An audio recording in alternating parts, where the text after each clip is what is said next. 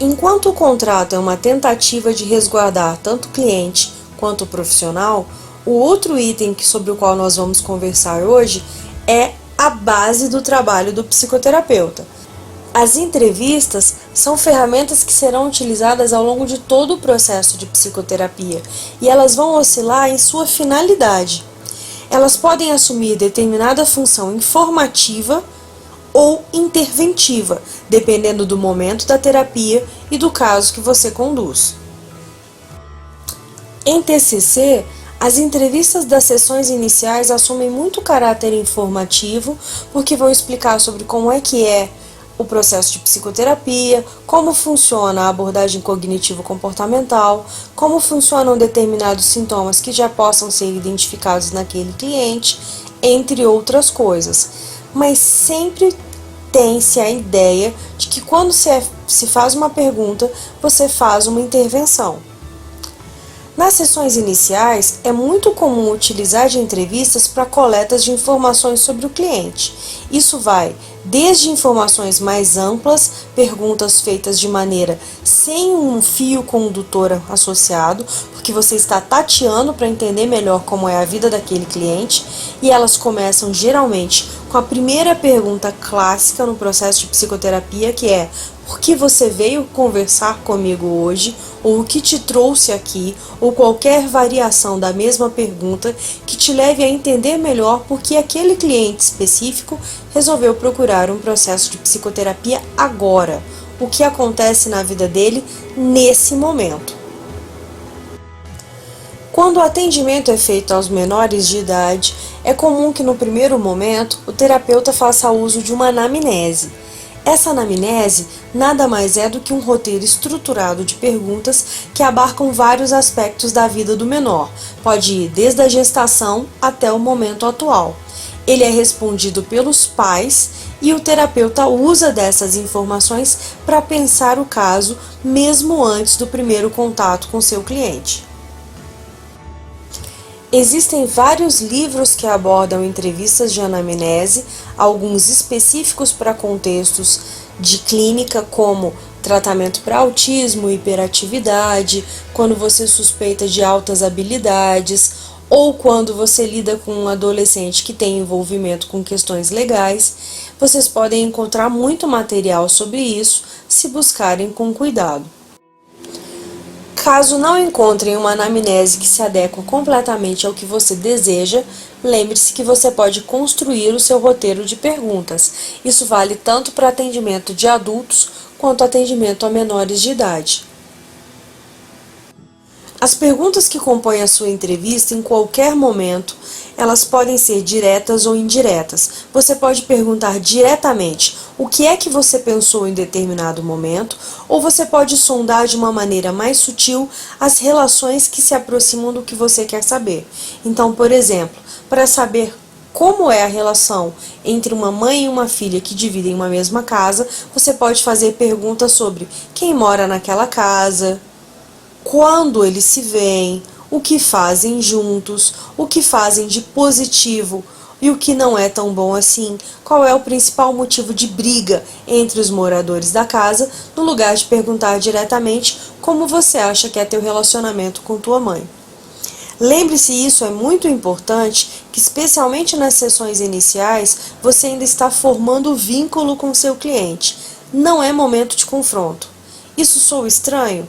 Mas eu vou explicar um pouco melhor. Quando você conduz um processo de psicoterapia, às vezes a informação que o seu cliente te traz muda ao longo do tempo. Em relação ao mesmo episódio que ele já te contou, a visão dele é alterada. Mas nas sessões iniciais, você não pontua isso a ele. Você não indica para esse cliente que percebeu uma contradição no seu jeito de relatar, na sua fala. Se você mostra para um cliente nas sessões iniciais que percebeu contradições, ele lê aquilo como você não acredita em mim, e isso perde o valor terapêutico. Então, não é que você não possa confrontar o cliente, mas não é indicado que isso seja feito logo no comecinho, e quando for fazer, existem várias formas distintas de se fazer confronto de informações. Não é dizer a ele que ele já contou a você aquela história de maneira diferente num outro momento. Você pode pegar um detalhe ou puxar a informação de uma forma distinta. Mas as entrevistas podem ocupar esse lugar e você pode utilizar, inclusive, de questionamento socrático como parte do seu processo de entrevistas em qualquer momento da psicoterapia. Pela programação desse curso, questionamento socrático vai ser nosso assunto principal da nossa próxima aula, mas eu já vou adiantar que ele é uma forma de construção das perguntas que te coloca no lugar de uma pessoa que não sabe e não entende. Então é como se você jogasse uma migalha de pão e a pessoa tem que reconstruir todo o trajetório até a informação que vai ser trazida a você. Se vocês lembram sobre o que foi dito sobre conceituação do cliente, devem se lembrar que são vários eixos de informação que o terapeuta precisa para fechar um diagnóstico daquele caso, fechar a conceituação que vai permitir a ele conduzir aquele caso sabendo o que está fazendo. Então, nada mais indicado do que incluir nas suas entrevistas, incluir nas perguntas que serão feitas, especialmente nos momentos iniciais de psicoterapia, questões que te aproximem das informações que você precisa ter. Questões sobre o passado, o presente e o futuro daquele cliente. Questões sobre características demográficas, rede de suporte, quais são os sintomas presentes, medicação, outras tentativas de tratamento, possíveis motivos de abandonos, pontos fortes daquele cliente, potencialidades, histórico familiar e sonhos e metas do cliente para a própria vida e também para o processo de psicoterapia. Algumas vezes o cliente vem até nós e ainda está muito desconfortável, até mesmo com precisar buscar um psicoterapeuta. As entrevistas iniciais ajudam também para que ele se sinta mais confortável com esse lugar, mas elas não deixam de fazer parte do processo de avaliação e de intervenção que o terapeuta faz. Quer dizer que desde o primeiro momento, da primeira pergunta, se está montando a conceituação do caso. Eu vou ilustrar isso um pouco melhor com um dos trechos da sessão de terapia. Eu havia incluído aqui um trecho retirado do seriado Sessão de Terapia. É um trecho em que o personagem Otávio começa a falar dos receios dele com relação a se abrir com o terapeuta.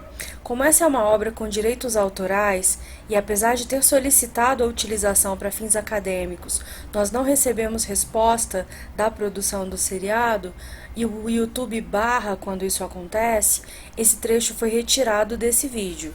A indicação é que vocês pausem agora e assistam esse episódio da segunda temporada do personagem Otávio, primeiro atendimento dele, mas se vocês acharem mais fácil, no link de descrição desse vídeo consta o link do vídeo original que eu tentei postar aqui.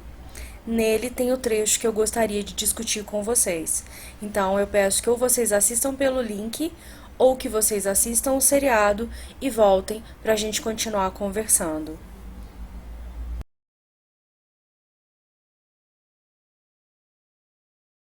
No caso específico desse cliente, apesar disso ser uma encenação, já seria possível identificar que ele está extremamente desconfortável com o lugar de precisar de um psicoterapeuta, que ele acredita que ele é uma pessoa tão conhecida que o terapeuta já deve ter ouvido falar dele. Ele dá algum indicativo de que os negócios, o trabalho, têm um peso muito grande na forma como ele constrói e estabelece a sua vida. Ele dá um primeiro indicativo de que ele terá pensamentos que passam por um lugar de fraqueza e que talvez isso tenha alguma associação com a sintomatologia que ele passa a apresentar. Tudo isso são hipóteses que precisarão ser melhor investigadas, mas vem de um primeiro momento, de um primeiro contato com o cliente. Ele indica também uma desconfiança em relação ao terapeuta. É necessário ver se essa é uma desconfiança inicial ou se isso faz parte das características e crenças desse cliente e que vai aparecer em vários outros momentos. Como esse é um primeiro contato, você começa a ter algumas informações que vão ser colocadas no diagrama de conceitualização cognitiva, mas vai faltar muita informação. Não tem nenhum problema, porque vocês terão outros encontros para complementarem as informações faltantes. Não tem problema também começar a formar hipóteses sobre o que acontece com aquele cliente. Isso não fere o princípio de não julgamento do cliente. As suas hipóteses são sobre um funcionamento cognitivo que essa pessoa tenha. Você não está fazendo um julgamento de valor sobre o que ele escolheu fazer da vida dele. Então, ele pode ser um empresário, pode ser, por exemplo, uma pessoa corrupta, e você não vai julgar o valor dele ser ou não ser corrupto. Você não vai querer que ele vá para a cadeia. Tudo que você faz ali é tentar entender como ele estruturou a vida dele dentro dos valores importantes para ele. Você pode atender, por exemplo, um homem que resolveu permanecer virgem até o casamento. Você não vai julgar se permanecer virgem até se casar está de acordo ou não com a mentalidade do século XXI. Você não vai colocar o seu juízo de valor para dizer se ele está certo ou não em permanecer virgem até que se case. Tudo o que você vai fazer, e disso depende o seu trabalho, é tentar entender por que aquela decisão foi tomada, em que ela se sustenta em termos de crenças e que tipo de pensamentos, sentimentos e comportamentos acontecem na vida do cliente porque aquela decisão existe. Então, as suas perguntas, as suas hipóteses passam por um processo de entendimento, não de julgar se o seu cliente está correto ou não em relação ao que ele vai fazer, ou está fazendo da própria vida. Quando a gente monta o RPD, ou pede que a pessoa monte o RPD, caso vocês não saibam o que é RPD, é o Registro Diário de Pensamento. As informações são destrinchadas. Você coloca o que aconteceu, quando aconteceu, quem estava presente, como você pensou a respeito, como se sentiu e alguns comportamentos adaptativos ou não que a pessoa manifestou ou poderia ter manifestado e o resultado real ou imaginário daqueles comportamentos. Mas quando o terapeuta está sozinho pensando no caso ou montando as perguntas que ele vai fazer para aquele cliente, esse RPD é o guia de pensamento do terapeuta.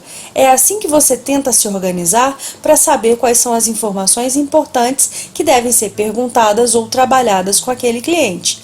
São essas informações que vão vir materializadas no RPD ou coletadas na forma de uma entrevista que vão permitir a você montar e conduzir de maneira satisfatória o caso em questão.